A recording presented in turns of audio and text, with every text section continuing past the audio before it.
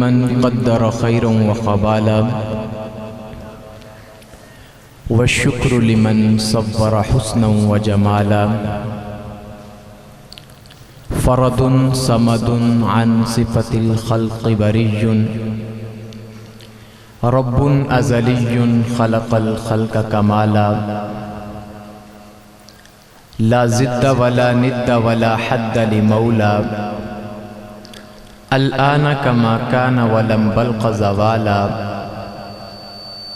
لا شبه ولا مثل ولا كفو لمولى لا ولد ولا والد لا عم وخالا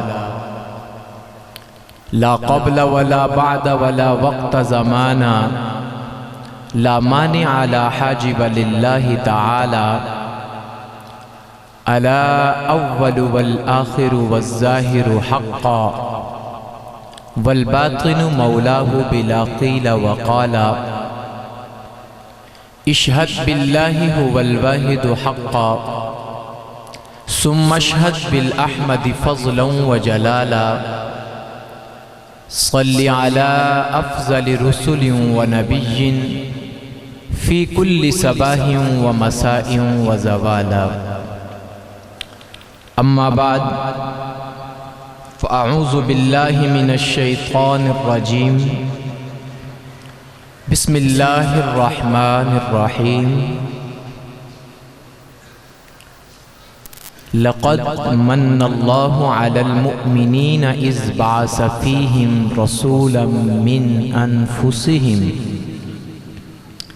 يتلو عليهم آياته ويزكيهم ويعلمهم الكتاب والحكمة وإن كانوا من قبل لفي ضلال مبين صدق الله العظيم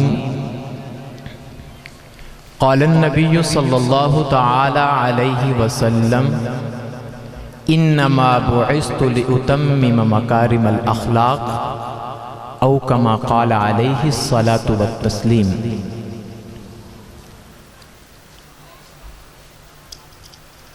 يا صاحب الجمال ويا سيد البشر من وجهك المنير لقد نور القمر لا يمكن الثناء كما كان حقه بعد از خدا بزرگ توئی قصہ مختصر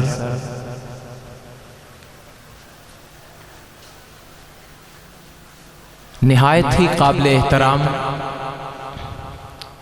معزز علماء کرام، بزرگان دین، صلحاء امت،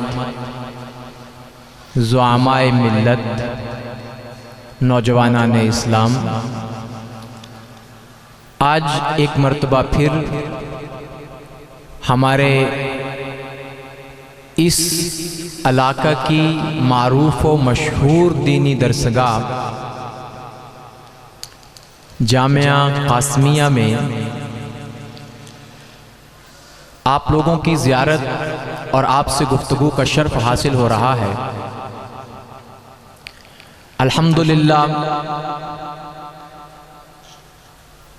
پاکستان کی عظیم دینی درسگاہ جامعہ حنفیہ بورے والا کا یہ فیض، اس کے انوارات، فیوزات اور برکات ہیں کہ آج اس کی بے شمار شاخیں ہیں، طلباء ہیں، علماء ہیں، اور ایک ورک ہے، ایک کام ہے جو گزشتہ 30 سالوں میں الحمدللہ بورے والا کی سرزمین پر ہوا اور وہ نظر آتا ہے۔ تو انشاءاللہ میرے بعد معزز مہمانان گرامی قدر آپ سے گفتگو فرمائیں گے۔ قرآن مجید کی ایک آیت کریمہ سے میں نے اپنے موضوع کا آغاز کیا ہے کہ اللہ فرماتے ہیں کہ البتہ تحقیق ہم نے احسان کیا مومنوں پر کہ ان میں سے اپنا رسول پیدا فرمایا۔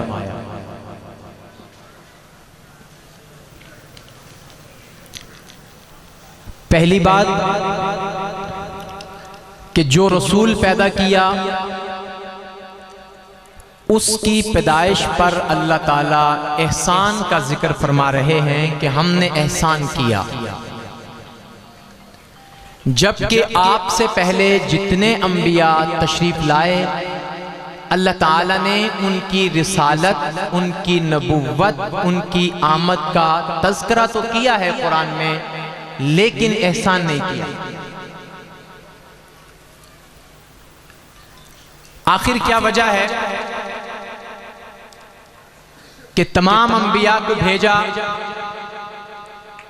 شانیں دے کر، مرتبے دے کر، مقام دے کر، بلندیاں دے کر، شریعت دے کر، ضابطے دے کر، اخلاق دے کر، لیکن یہ نہیں کہا کہ میں نے احسان کیا ہے۔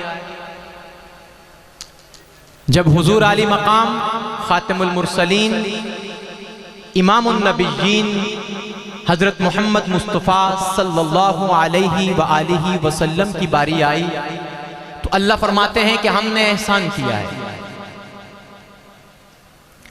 ان کی باری کیوں نہیں کہا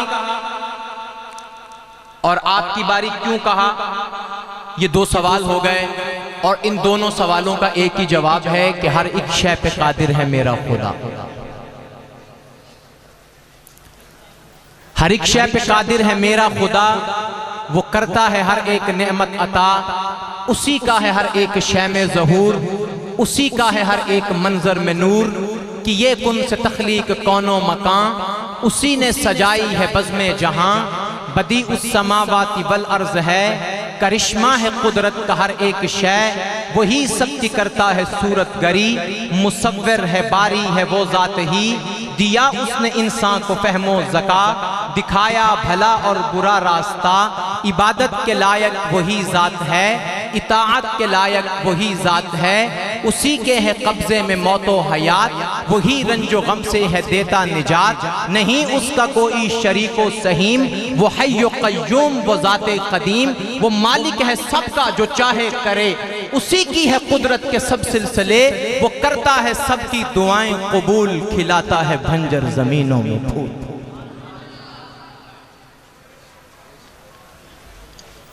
وہ مالک ہے سب کا جو چاہے کرے، جس کو بھیج کے احسان کرے اس کی مرضی ہے، جس کو بھیج کے صرف تذکرہ کرے اس کی مرضی ہے، جس کو بھیج کے کہے احسن القصص یہ سب سے خوبصورت قصہ ہے اس کی مرضی ہے، جس کو بھیج کے کہے کہ یہ کلیم ہے اس کی مرضی ہے، یا موسیٰ ان اصطفیتک علی الناس برسالاتی و بکلامی فخذ ما آتیتک وکم من الشاکرین، اس کی مرضی ہے۔ اچھا دیکھنا یہ ہے کہ اللہ نے جو کچھ دوسرے نبیوں کو دیا،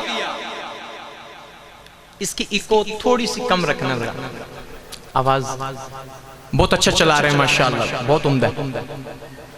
اللہ نے جو کچھ دوسرے نبیوں کو دیا، ہم نے کبھی سوال کیا؟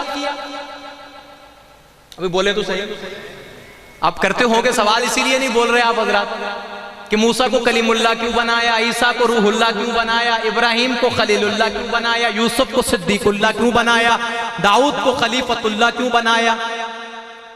ہم نے تو کبھی نہیں سوال کیا کہ کیوں بنایا، ہم تو یہی کہتے ہیں کہ اللہ کی مرضی ہے، جس کو جو چاہا وہ بنایا۔ آپ بھی مان لیں، آپ بھی تسلیم کر لیں، لیکن آج یہود و نصارہ اس بات کو تسلیم کرنے کو تیار کیوں نہیں ہے؟ مسئلہ یہ نہیں ہے کہ ان کو حضور کی نبوت میں کوئی مسئلہ ہے، مسئلہ سب سے بڑا یہ ہے کہ جو کچھ اللہ نے حضور کو دے کے بھیجا ہے اس میں تمام انبیاء کی نبوت پہ تالا لگ جاتا ہے۔ مسئلہ سب سے بڑا یہ ہے، جب تالا لگ جاتا ہے تو پھر موسیٰ کی شریعت موسوی ختم، عیسیٰ کی شریعت عیسوی ختم، ابراہیم کی ملت حنیفہ ختم۔ اب جب سب ختم ہوتے ہیں اور پھر ایک چاند طلوع ہوتا ہے، جب سب غروب ہو جاتے ہیں پھر ایک سورج طلوع کرتا ہے، یہ چیز برداشت کرنا ممکن نہیں ہے، اس لیے کہ کہ یہ جو جفاکشی ہے، یہ جو کشاکشی ہے، یہ جو ہم چشمک ہونا ہے، یہ تو لوگوں کے عام مزاجوں میں پایا جاتا ہے۔ وہ کیوں نہ چشمک کریں جن کو اللہ نے نبیوں کی اولادوں میں پیدا کیا، جن کی قوموں میں نبی بھیجے، جن کے خاندان میں نبی بھیجے۔ ہم تو وہ گناہگار ہیں جن کے نہ خاندان میں نبی آیا، جن کی نہ قوم میں نبی آیا، جن کے نہ قبیلے میں نبی آیا۔ وہ نبیوں والے، وہ قبیلے نبیوں والے، وہ قومیں نبیوں والی، وہ علاقے نبیوں والے۔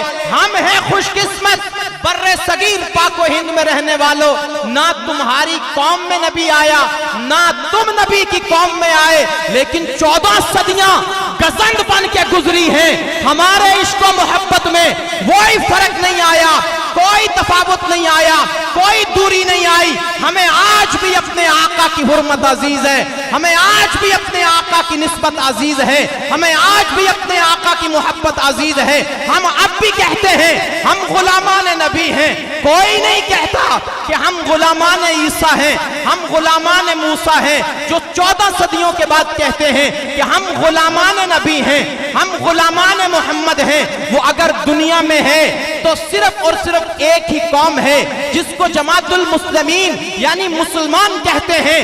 فخر کیجئے تمہیں جو نبی ملا ہے، اس کا شان یہ ہے کہ نبی دوسرے پیشوا بن کے آئے، محمد مگر مصطفیٰ بن کے آئے۔ کبھی قاب قوسین کا راز کھولا، کہیں مانا حل عطا بن کے آئے، کبھی محفل ابتدا کو سجایا، کبھی نقطہ انتہا بن کے آئے۔ نجاشی بھی خادم، ابو ذر بھی خادم، وہ سلطان شاہ و غدا بن کے آئے۔ زمانے کی سوکھی ہوئی کھیتیوں پر گھٹا بن کے برسے ہوا بن کے آئے۔ انہی کی محبت ہے ایمان ماہر جو کونین کا مدعا بن کے آئے۔ کبھی دہر میں بکریوں کو چرایا، کبھی عرش کے مہماں بن کے آئے۔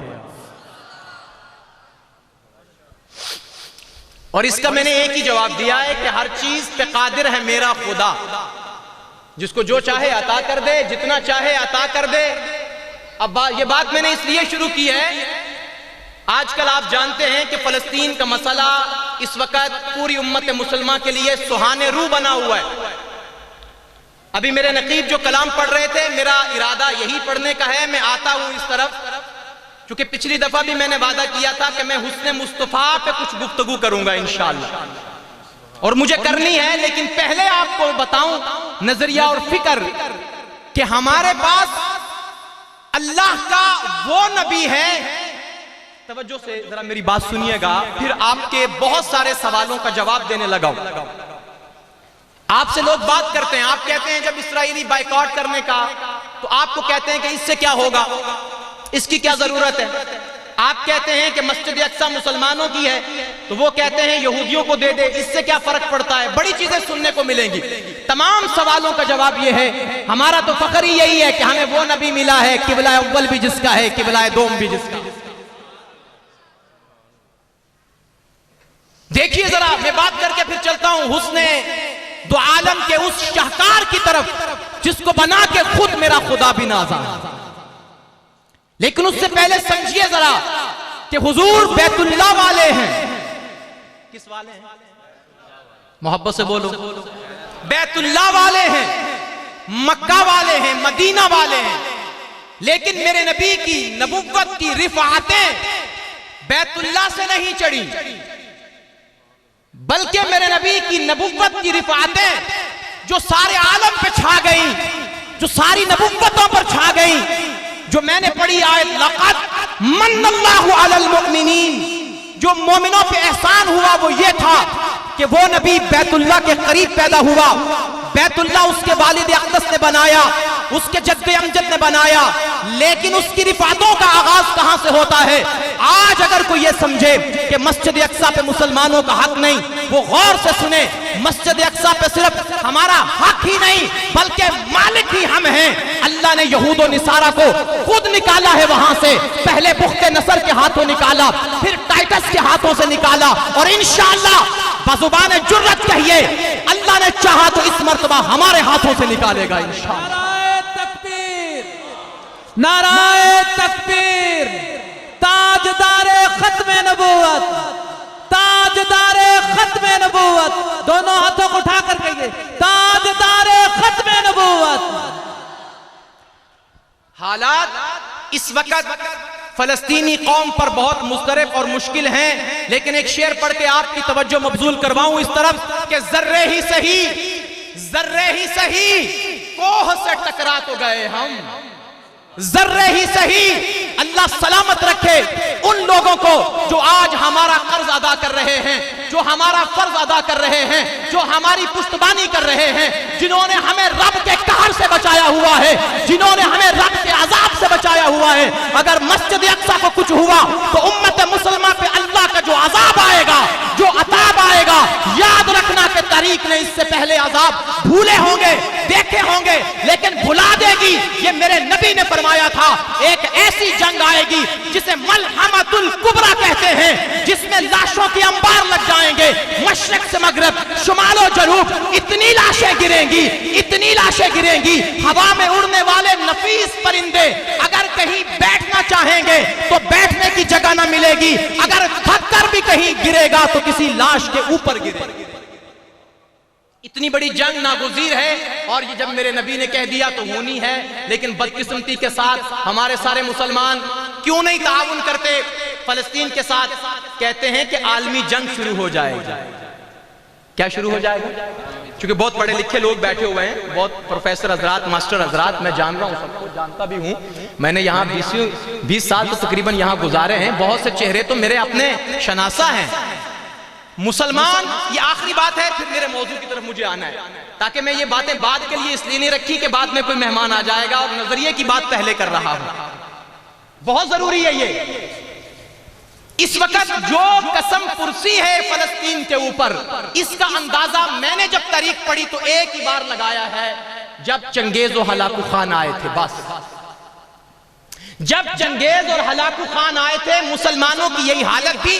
پہلے میں یقین نہیں کرتا تھا، ہم نے کتابوں میں پڑھا، بزرگوں سے سنا، تاریخ دانوں نے بتایا کہ ایک تاتاری کہتا تھا مسلمانوں سے یہاں لائن بنا کے کھڑے ہو جاؤ، میں گھر سے تلوار اٹھا لاؤں، آ کے تمہاری گردنیں اتارتا ہوں۔ مسلمانوں پہ دہشت اتنی طاری تھی، میں کہتا یہ کیسے ہو سکتا ہے، میرا دل نہیں مانتا تھا۔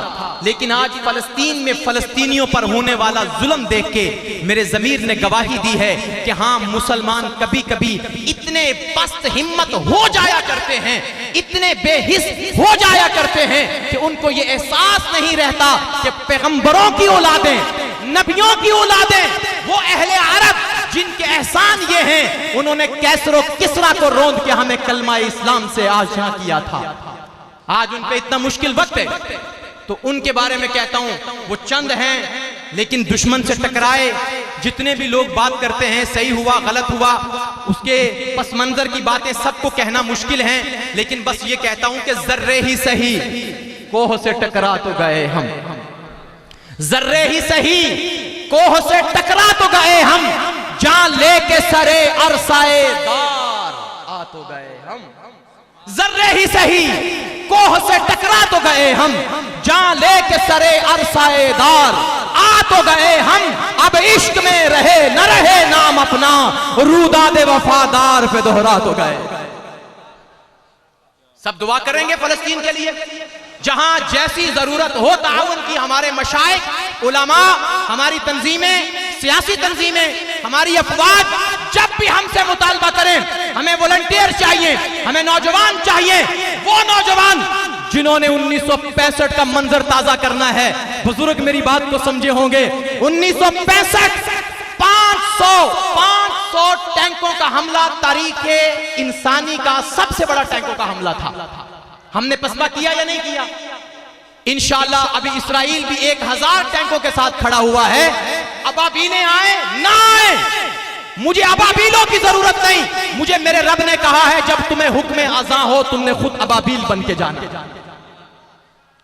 خیر چلیے، یہ موضوع شاید زیادہ کٹھن ہو جائے اور تکلیف دہ ہو آپ کے لیے، میرے لیے تو بہت تکلیف دہ ہے۔ میں تو تقریباً اتنے ہی دل سے متذبذب اور پریشان ہوں کہ جس عالم سے ہم گزر رہے ہیں، اللہ اس سے ہماری حفاظت فرمائے۔ وہ چیزیں دیکھی نہیں جا سکتی اور نہ ہی بیان کی جا سکتی ہیں کہ جب ایک آدمی اپنے 10 شہداء کی لاشیں پیچھے رکھ کے کہتا ہے الحمدللہ میرے گھر میں میرے سوا کوئی نہیں بچا، تو اس کا کیا منظر میں پیش کروں آپ کے سامنے، کیا چیز بتاؤں میں آپ کو؟ بہرحال نمی دانم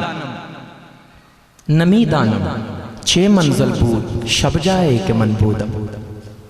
فارسی فورسی بھی تھوڑی جی سر سر ہلاؤ نا یار تھوڑا جا کہ پرانے لوگ بیٹھے نے وہ تو چلو ہلان نہ سر باقی انہوں میں آپ پہ سمجھاؤں. نمیدانم چھ منزل بود شب جائے کہ من بودم بہر سو رقص بسمل بود شب جائے کہ من بودم پری پیکر نگارے سرو کدے لالا رخسارے. حضرت الشیخ قاری محمد طیب حنفی دامت برکاتہم العالیہ استاذ العلماء مربی و محسن ہزاروں علماء کے سر کے تاج ہمارے سرخیل جامعہ حنفیہ بورے والا کے محتمم و مدیر اور ان بہت ساری شاخوں کے مدیر اور محتمم اور سرپرست تشریف لائے ہیں اسٹیج پر. اللہ ان کو سلامت رکھے. دل سے دعا ہے کہ اللہ ان کی عمر میں صحت اور سلامتی پیدا فرمائے اور ہمارے سروں پر ان کا سایہ سلامت رہے.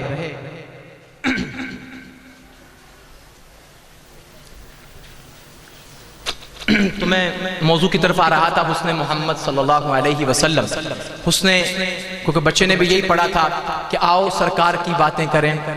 کہا تھا نا جی میں نے بھی یہی پڑھا ہے لیکن میں نے پہلے جلدی اپنے مقصد کی دل کی بات جو ہے وہ کر لی ہے. اب اس بات کو بھلانا نہیں ہے, یاد رکھنا ہے. یہ ہماری قومی ذمہ داری ہے, ملی ذمہ داری ہے. ہم نے احسان چکانے ہیں ان کے جنہوں نے ہم پہ احسان کیے ہیں. ہاں یہ ان کے احسان ہیں ہمارے اوپر.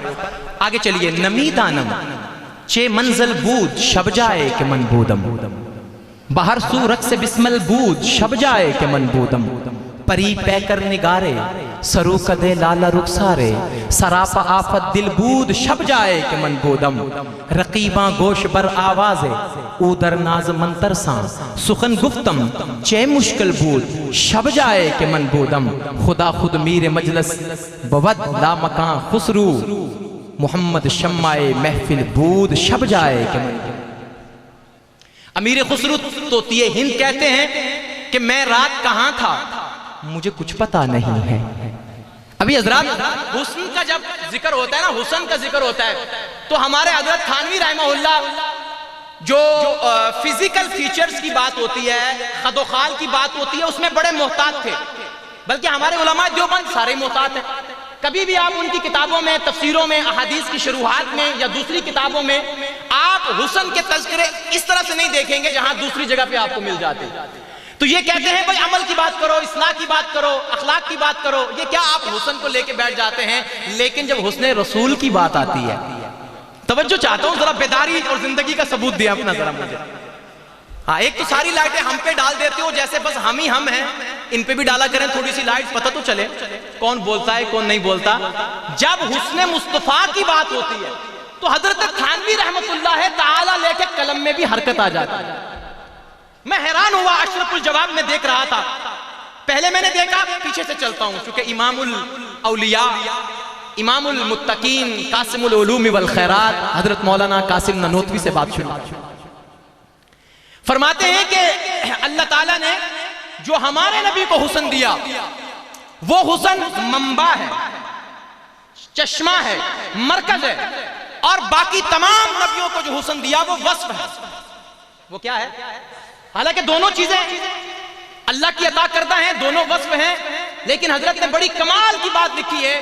کہا جو ہمارے نبی کو دیا وہ منبع ہے, جو انبیاء کو ملا وہ کیا ہے؟ وصف ہے. اب منبع جو ہے وہ منبع تو بعد میں بنا, پہلے تو وہ بھی وصف ہے. سمجھیں آپ بات کو. جب اللہ دے رہے ہیں تو جب چیز دی جاتی ہے وہ کوئی وصف ہوتا ہے, لیکن انہوں نے ہمارے نبی کے ذات میں جو حسن جمع ہوا اسے کہا منبع. جو نبیوں کو ملا بولا وصف. یہ وصف کیوں ہے؟ کیونکہ جو منبع ہوتا ہے وہ مرکز ہوتا ہے, چشمہ ہوتا ہے, وہ درخت ہوتا ہے, بنیاد ہوتی ہے, اور جو وصف ہوتا ہے وہ اس کی شاخیں ہوتی ہیں, وہ اس کی فروع ہوتی ہیں, وہ اس کے تالاب ہوتے ہیں, وہ اس کے چھوٹے چشمے ہوتے ہیں, کاریز ہوتی ہیں, نالیاں ہوتی ہیں. نالی سے وہ نالی نہ مراد لینا جو ہمارے ہوتی ہیں, نالی سے مراد وہ پانی سے بہہ کے آنے والے چھوٹے چھوٹے کاریز, جس کو کاریز کا مطلب کر رہا ہوں میں. تو فرمایا وہ یوں ہے, اس کی مثال کچھ اس طرح سے ہے کہ جب تمام خواتین نے زلیخا سے کہا کہ اے زلیخا کیسی عجیب عورت ہے کہ اپنے غلام پر فدا ہو گئی, غلام پر شیدا ہو گئی, تو زلیخا نے کہا کہ تمہیں معلوم نہیں ہے وہ صرف غلام نہیں ہے, وہ کوئی ایسی خاص چیز ہے کہ جس پر زلیخا فدا ہوئی، اگر تم دیکھ لیتی تو تم بھی فدا ہو جاتی۔ تو انہوں نے تانے مارے، انہوں نے کہا ہم تو نہیں فدا ہوتی، ہم نے تو بڑے حسین دیکھے، بڑے جمیل دیکھے، تو ہی ہے جو فدا ہو گئی۔ اس نے کہا ٹھیک ہے، ابھی تک تو یوسف محل سے نکلا ہی نہیں۔ محل میں رہتے تھے نا جی۔ سورہ یوسف پڑھیے ذرا، خوبصورت قصہ ہے قرآن کا، اللہ نے پہلے ہی کہہ دیا احسن القصص، کہا نا جی۔ میں کبھی کبھی سوچتا ہوں یہ احسن کیوں کہا اللہ نے؟ اس لیے احسن کہا کہ تمام نبیوں میں حسن میں، ایک بہت بڑا جملہ عرض کرنے لگا ہوں، حسن میں جو سب سے برتر ہیں وہ حضرت یوسف۔ بڑے لوگ نہیں بولے نا، اہل علم تو بالکل نہیں بولے کہ سب سے برتر کیسے ہو گئے۔ حضرت تھانوی نے یہی تو بات سمجھائی ہے ہمیں۔ انہوں نے کہا ہم کب کہتے ہیں کہ حسن کی دو قسمیں ہوتی ہیں۔ ایک حسن کی قسم وہ ہوتی ہے جسے انسان اچانک دیکھے تو متحیر ہو جائے، حیران ہو جائے، یعنی اتنا حسین دیکھنے والے ششدر رہ گئے، حیران رہ گئے۔ کہا کہ جب یوسف کو دیکھا دیکھنے والے ششدر رہ جاتے تھے، ایسا حسن تھا۔ اور جو حیران ہو کے دیکھتا تھا، کچھ دیر کے بعد اس کو، جو لفظ لکھا ہے وہی پڑھوں گا، کچھ دیر کے بعد اس کو اسی حسن یوسف کی سہار ہو جاتی۔ سہار سمجھتے ہیں آپ؟ عادت ہو جاتی تھی، پھر وہ دیکھتا رہتا تھا، کچھ نہیں ہوتا تھا۔ اور لکھتے ہیں کہ یہی مثال ہے کہ زلیخا نے بچپن سے یوسف کو دیکھا تھا۔ زلیخا نے بچپن سے یوسف کو دیکھا تھا، اس نے اچانک نہیں دیکھا تھا، اس لیے زلیخا کی انگلیاں بھی نہیں کٹی۔ اب سنیے آگے، جب لوگوں نے تانا مارا تو زلیخا نے کہا چلیں تمہیں میں جواب دیتی ہوں اور وہ جلوہ دکھاتی ہوں جس جلوے کو دیکھ کے میں بے قرار ہوئی ہوں۔ اس نے دسترخوان سجایا، اس پہ پھل سجائے، پھلوں کے ساتھ تیز کاٹنے والی چھریاں رکھی، اور یہ قرآن بتا رہا ہے، میں کوئی قصہ اور ہیر رانجھا نہیں سنانے لگا آپ کو، یہ میں کوئی آپ کو سسی پنو نہیں سنا رہا۔ احسن القصص اللہ نے کہا سب سے بہترین قصہ ہے، اس میں ترغیب بھی ہے، ترہیب بھی ہے، محبت بھی ہے، اخوت بھی ہے، بھائی چارہ بھی ہے، اور بھائیوں کی بے وفائیاں بھی ہیں، سب کچھ ہے اس کے اندر۔ اللہ فرماتے ہیں قرآن کے اندر کہ اس نے دسترخوان بچھایا، چھریاں رکھی، چھریاں رکھنے کے بعد ان سے کہا کھائیے، پھل کھائیے۔ ان کو بتایا نہیں کہ یوسف آ رہے ہیں، لیکن اچانک ادھر سے غلاموں کو پوری پلاننگ کر کے کہا اب تم دروازہ کھولو۔ جب دروازہ کھلا اچانک ادھر سے یوسف نکلے۔ یہ پھل کاٹنے والیاں، اللہ کا قرآن سچا ہے، اللہ کا قرآن کہتا ہے پھل کاٹنے والیاں پھل کاٹنے کے بجائے اپنی انگلیاں کاٹ بیٹھی اور ان کو خبر نہ ہوئی۔ اس لیے یہ کسی عام انسان کا حسن نہیں ہے بلکہ اللہ کے بنائے ہوئے شہکار کا حسن ہے۔ حضرت تھانوی نے لکھا ہے۔ اگلی بات سنیے، کہنے لگے ایک حسن وہ ہوتا ہے کہ جس کے اندر متحیر پن نہیں ہوتا، جسے دیکھ کے بندہ حیران نہیں ہوتا، جب اس کو دیکھتا ہے تو وہ عام حسن کی طرح نظر آتا ہے، لیکن جیسے جیسے اسے دیکھتے جاتے ہیں وہ دل کے اندر پیوست ہوتا جاتا ہے۔ یعنی ایک حسن کی قسم وہ، اس کی تفصیلات ہیں، میرے پاس وقت نہیں۔ فرمایا ایک حسن وہ ہے جو اچانک متحیر کرتا ہے، ایک حسن وہ ہے جو اچانک متحیر نہیں کرتا، لیکن در حقیقت یہ بعد والا زیادہ حسین ہوتا ہے۔ اب آئیے قرآن کی طرف، قرآن بھی یہی کہتا ہے وہ سراجا وہاجا، توجہ چاہتا ہوں آپ کی، سراجا وہاجا، چمکتا ہوا سورج، شعلے مارتا سورج، بھڑکتا ہوا سورج۔ علماء نے لکھا ہے حضرت یوسف کا حسن بھڑکتا اور شعلے مارتا تھا، دیکھنے والے متحیر ہو جاتے۔ اور میرے نبی کو کیا کہا؟ سراجم منیرا۔ کیا کہا؟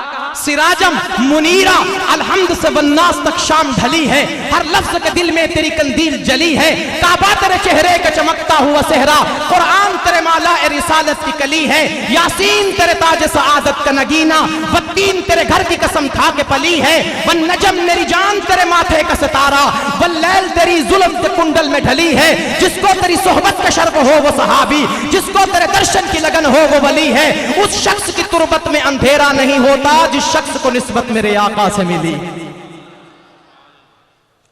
یہ میرے نبی کا حسن ہے۔ حسن ایسا ہے کچھ بے مثال آپ کا، ثانی ملنا ہوا ہے محال آپ کا، حسن یوسف پہ شیدا نہ ہوتی کبھی، دیکھتی کر زلیخا جمال آپ کا۔ یہ میرے نبی کا حسن ہے۔ اب سنیے ذرا، ہم نے کیوں کہا کہ آپ منبع حسن ہیں؟ ایک دفعہ حضور، بہت پرانا ایک میری پڑھی ہوئی ایک واقعہ ہے، میں اس کی کوئی مستند روایت نہ سن سکا، لیکن میں نے بہت سی کتابوں میں دیکھا کہ ایک دفعہ حضور بیت اللہ کے قریب بیٹھے ہوئے، بیت اللہ کے قریب، یوں سمجھ لیں کہ بیت اللہ کے سائے میں بیٹھے تھے، جیسے گرمی ہوتی ہے، گرمی میں جدھر سورج آتا ہے سایہ پلٹتا ہے، حضور سائے میں بیٹھے تھے۔ اتنے میں آپ کا سب سے بڑا دشمن کون ہے؟ آپ کا سب سے بڑا دشمن کون تھا؟ ابو جہل۔ ابو جہل آیا، اس نے جب محبوب کو بیٹھے ہوئے دیکھا اصحاب کے جھرمٹ میں، کس میں بیٹھے ہوئے دیکھا؟ اصحاب کے جھرمٹ میں۔ خوبصورت لگتا ہے انسان جب اپنے یاروں میں بیٹھا ہوتا ہے، نہیں کوئی مطلب سب سوئے پڑے۔ جب انسان استاد اپنے شاگردوں میں بیٹھا ہو کیا لگتا ہے؟ جڑے جڑے استاد میں ہو تو بولو نا ذرا۔ آج کل ویسے مدرسے والے استادوں سے بھی بڑے حالات بیچارے دے ماڑے نے، لیکن الحمدللہ اللہ سلامت رکھے ساڈے محترم حضرات نو، انہوں نے ساڈے تے کوئی پابندی نہیں لائی کہ تہاڈیاں تنخواہاں کٹ کر دینیاں نے، اللہ ان کو سلامت رکھے۔ لیکن حکومت پاکستان نے سارے ٹیچراں دی ایسی تیسی کیتی ہوئی ہے، کیتی کہ نہیں کیتی؟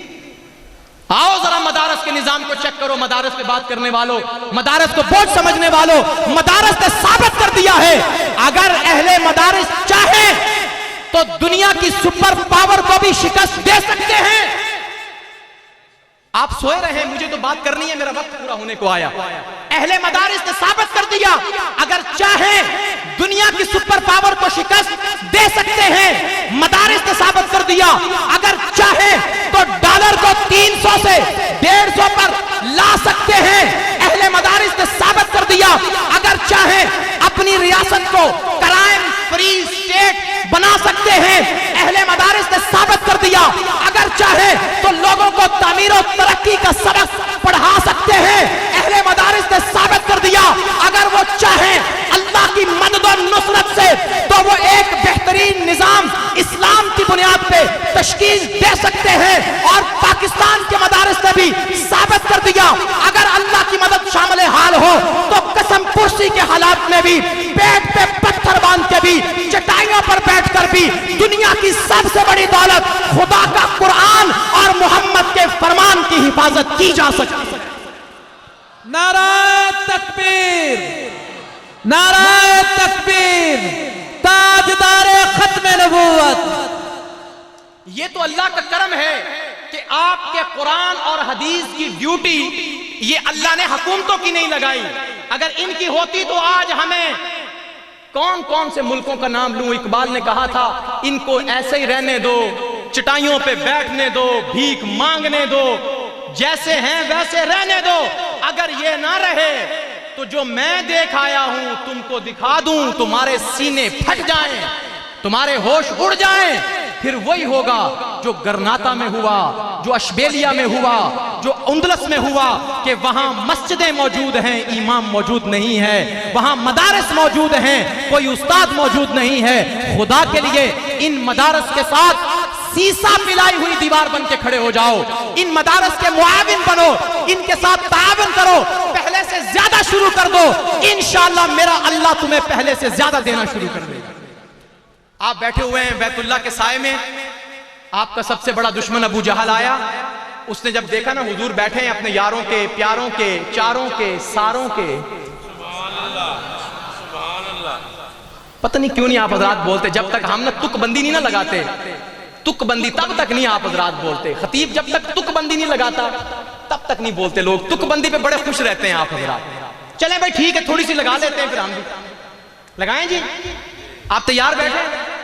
چلیں میں دیکھتا ہوں کون کتنا تیار بیٹھا ہے۔ ادھر حضور بیٹھے ہوئے ہیں، ادھر سے ابو جہل مردود آتا ہے اور آ کر حضور کو دیکھ کے کہنے لگا، بغض تو اندر تھا نا جی اس کے، جیسے اسرائیل کے دل میں ہے، امریکہ کے دل میں ہے، برطانیہ کے، سب کے دل میں ہے، تو اس کی آل و اولاد موجود ہے ابھی بھی۔ تو وہ دیکھ کے کہنے لگا، اے محمد، آپ تو کہیں نا بھائی، آپ کے تو آقا و مولا ہے نا، آپ کا تو میں نے بتا دیا لقد من اللہ، آپ پہ تو احسان ہوا ہے، آپ کیوں نہیں بولتے؟ ابو جہل تو خود احسان سے باہر نکلا تھا، میرے اللہ نے تو کیا تھا احسان، بلکہ اس پہ مجھ سے پہلے ہوا تھا۔ کیا کہا تھا؟ لقد من اللہ علی المؤمنین اذ بعث، بولو بولو، اذ بعث۔ حضور کن میں آئے تھے، عجمیوں میں یا عربیوں میں؟ آپ بنو عدی میں آئے تھے یا بنو قریش میں؟ ہاں تو قریش تو وہی ہے، ابو جہل ہے، بلکہ وہ شاہ جی تھا۔ کیا تھا؟ ہاں شاہ جی تھا، شاہ جی۔ تو کہنے لگا، اے محمد، آپ کا چہرہ سارے چہروں سے مجھے بنو ہاشم میں برا لگتا ہے، میرے نبی پہ قربان جاؤں۔ اور میرے نبی نے کیا کہا؟ فرمایا صدقتا۔ کیا کہا؟ ہائے ہائے ہائے، اس کے کرم کی مثالیں تو بہت ہیں نا جی، کون کون سی مثال دوں؟ اس نے کہا صدقہ. اچھا آپ کے صحابہ بڑے مضطرب اور بے قرار ہوئے کہ یا رسول اللہ، پوچھا نہیں ابھی کیونکہ صحابہ سوال کم کرتے تھے نا، قرآن نے بھی کہہ دیا لا تسالو، سوال تھوڑے کرو. کون سی بات میں اس میں بتاؤں انشاءاللہ. تو اس کی تھوڑی دیر کے بعد جناب ابو بکر آ گئے. حضرت ابو بکر صدیق آئے. خدا کو کچھ منظور تھا، کہلواتا میرا اللہ ہے، لوگوں کو ایسے اعتراض ہے، پتہ نہیں لوگوں کو کیوں اعتراض ہے، آپ جواب کیوں نہیں دیتے انہیں؟ سوچا کرو، سمجھا کرو، علماء سے پوچھا کرو. لوگوں کو یہ اعتراض ہے کہ ابو بکر پہلا خلیفہ کیوں ہے؟ ہاں جی اعتراض ہے، ابو بکر پہلا خلیفہ کیوں ہے؟ میں نے کہا ابو بکر کو خلیفہ میں نے بنایا. یار کچھ سمجھے نا یار، اللہ کرے کہ ہماری عوام میں نا جی وہ والا جوش آ جائے، وہ والا سننے کا جذبہ آ جائے نا جی، جو سب کے پاس ہے اور ہمارے پاس نہیں ہے. ہم نے بنایا ان کو، اللہ نے بنایا ہے، نبی نے بنایا ہے. پھر ہم کون ہوتے ہیں؟ ہم تو بنائے ہوئے کو بتاتے ہیں لوگوں کو، بھائی وہ پہلے ہیں، عمر دوسرے ہیں، عثمان تیسرے ہیں، علی چوتھے ہیں. خلافت تو ختم ہو گئی، خلافت راشدہ، لیکن بعد میں امت کی خلافت چلتی رہی. بنو امیہ ہے، بنو عباس ہے، خلافت عثمانیہ ہے یا نہیں ہے؟ آج خلافت کی ضرورت محسوس ہوتی ہے. کاش ہمارا کوئی خلیفہ ہوتا تو میرے وہ نوجوان جو فٹ بال کھیلنے کے لیے شام کو گراؤنڈ میں جمع ہیں، کرکٹ کے میدان میں کھڑے ہیں، اپنے بیگ ڈالے ہوئے ہیں، وکٹیں گیندیں اور بلے لے کے گئے ہوئے ہیں. آج اگر کوئی خلیفہ ہوتا، خلافت کی حقیقت کو سمجھو، تمہیں ایک آواز دیتا تو تمہارے نوجوان اپنے ہاتھوں میں تلواریں، نیزے، خنجر، بھالے اور کلیشنکوفیں لے کے آج فلسطین میں پہنچے ہوتے. نہ کوئی والی وارث ہے ہمارا، جس کو چاہو پکڑو اڑا دو. لوگ کہتے ہیں کہ جناب، میں نے جیسے پہلے کہا تھا، پھر استاد محترم بھی آ گئے، بات مکمل کروں کہ عراق پہلے تباہ ہو گیا، قذافی تباہ ہو گیا، ٹھیک ہے، شام میں، یمن میں، ہر جگہ پہ ہوئی. باری باری نمبر لگے ہوئے ہیں، نمبر ہمارا بھی لگنا ہے، نمبر ہمارا بھی لگنا ہے. اللہ محفوظ رکھے سب کو. اس سے پہلے کہ نمبر لگ جائے، اللہ کے دربار میں پہلے اپنا نمبر خود لگا لو. اللہ کہتا ہے جو نمبر خود لگانے آتا ہے وہ 313 ہوتے ہیں. میں آسمان سے فرشتے بھیج کے مدد کرتا ہوں، کیونکہ مجھے وہ پسند نہیں جن کے میں نمبر لگاتا ہوں، مجھے وہ پسند ہیں جو خود آ کے نمبر لگواتے ہیں. جناب ابو بکر صدیق آئے، سبحان اللہ، آئے نا جی. آ کے جب دیکھا کہ حضور بیٹھے ہوئے، توجہ میری جانب، آخری جملے ہیں، نچوڑ ہے یہ ساری تقریر کا. تو کہنے لگے یا رسول اللہ صلی اللہ علیہ وآلہ وسلم، کہنے لگے اللہ کے رسول کیا خوبصورت چہرہ ہے آپ کا. بنو ہاشم میں سب سے زیادہ دھمکتا چمکتا چہرہ ہی آپ کا ہے.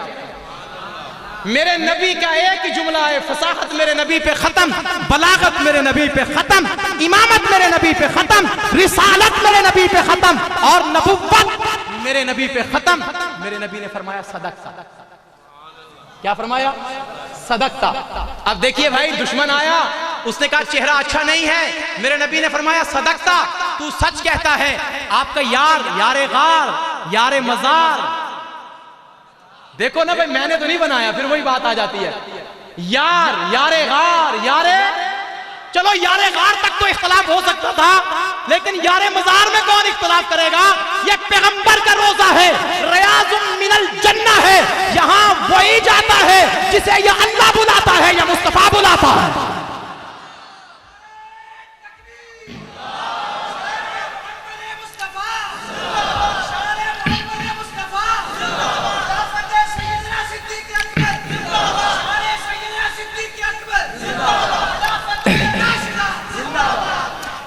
تو وہی آتا ہے نا جس کو رسول بلاتے ہیں. اللہ کے ہمارا ایمان ہے، یہ ایمان دیکھیں میں کیا بات کر رہا ہوں. ہمارا ایمان اور عقیدہ ہے کہ حضور کے روزے میں، بلکہ اگلی بات سنو، حضور کے روزے پہ، اگلی بات کتنی سادہ کر دی میں نے. سنو، آپ بھی ہم پہ بڑے اعتراض کرتے ہو نا، محلے والو، چک والو، پنڈ والو، ہے تو سیرت ہی نہیں بیان کرتے، یہ تو نبی کی بات نہیں کرتے. اور جائیں کہاں یار ہم لوگ؟ سب نے تلواریں اٹھائی ہوئی ہیں، تیر ڈالے ہوئے ہیں، اور سارا فوکس ہمارے اوپر ہے. یہ دیوبندی نہیں کرتے، یہ اہل سنت والجماعت دیوبندی نہیں کرتے.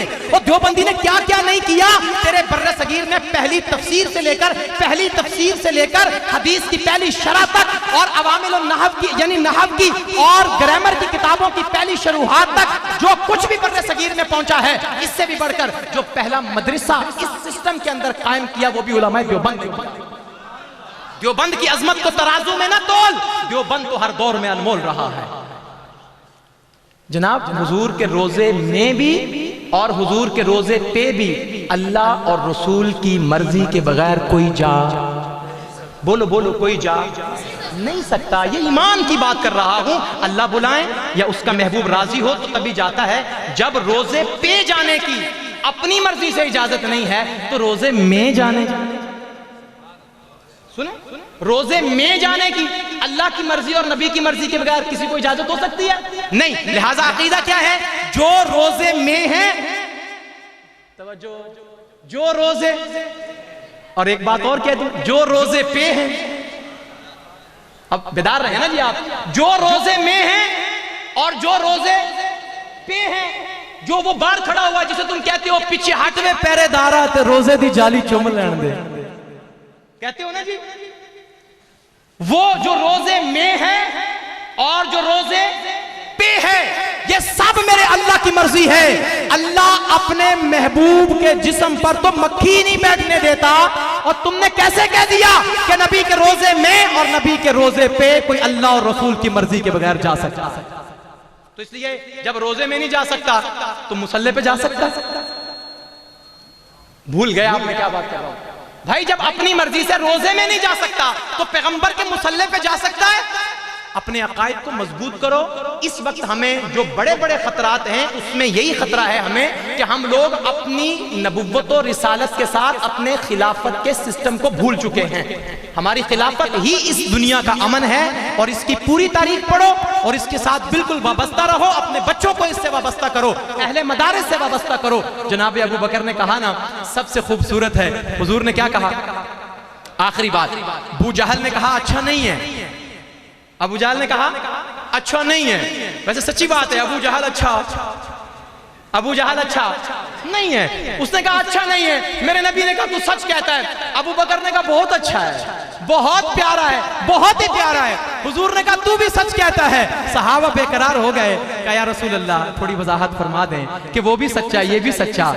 میں نے کہا وہ تو جھوٹوں کا سردار ہے، توجہ، وہ تو جھوٹوں کا سردار ہے اور یہ سچوں کا سردار ہے، یہ دونوں برابر کیسے ہو جائیں؟ میرے خود دل میں بڑا سا ایسے سوال پیدا ہوا، دونوں برابر کیسے ہو جائیں؟ محبوب فرماتے ہیں کہ اللہ نے، مجھے وہ فارسی کا شعر بھول گیا جو حضرت امیر خسرو نے لکھا ہے، کہتے ہیں کہ اللہ نے، حضور نے فرمایا میرے رب نے مجھے بنایا ہے شیشہ۔